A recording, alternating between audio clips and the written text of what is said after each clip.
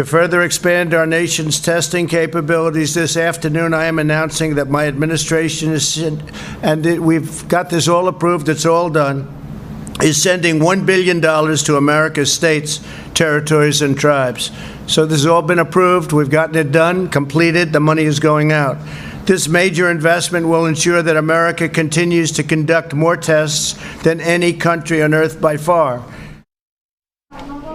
Well, experts say rigorous testing to understand how much of the population has the virus is crucial in any attempt to restart the economy. And the president's comments come as most U.S. states reopen their economies despite warnings from the WHO and amid rising cases and deaths. Well, in New York, the worst-hit state, Governor Andrew Cuomo says several regions outside New York City can reopen for business as early as this weekend. He says they have met the criteria related to hospitalization and testing for the coronavirus.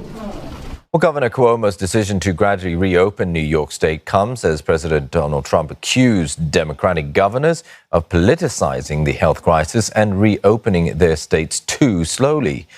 He specifically targeted Pennsylvania on Twitter. Mr. Trump says these governors are doing it for political advantage, but provided no evidence.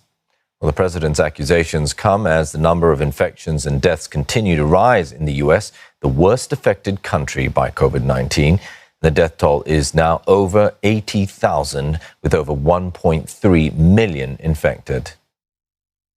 More speak now with Simon Marks, our U.S. Bureau Chief in Washington, D.C. So, Simon, as Mr. Trump encourages the country to reopen, he boasts about how well the U.S. has done on coronavirus testing. So how important is this strategy, given it's not stopped infections even within the White House? Well, look, Julie, it's been a day of just jarring contradictions. I mean, as you know, within the last few hours, the death toll here in the United States has exceeded 80,000.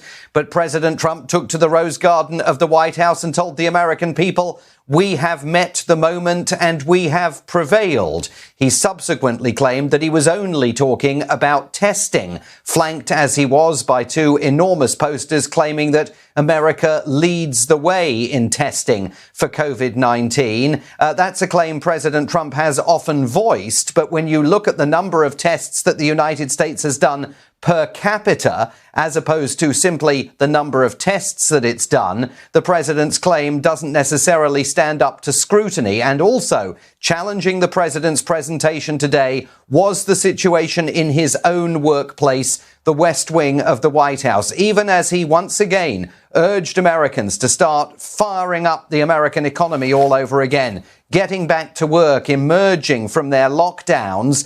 At the White House itself, the president was having to issue a directive to all members of staff to wear masks everywhere in the complex, except when they are sitting behind their own desks. That's because we know of at least two officials within the West Wing, the inner sanctum of the White House, who have tested positive for coronavirus. One of them, the press secretary to Vice President Mike Pence, who, of course, herself is married to a senior advisor to President Donald Trump. And some White House staff, senior figures in the president's entourage over the weekend, gave interviews here saying that they were scared to go to work given the prevailing conditions in the West Wing. White House staffers were told to work remotely whenever possible, even at a point when President Trump is telling the rest of the country that it's safe to come out and it's time to be warriors in the battle to put the American economy back on track. A real day of contrasts at the White House and in the United States today.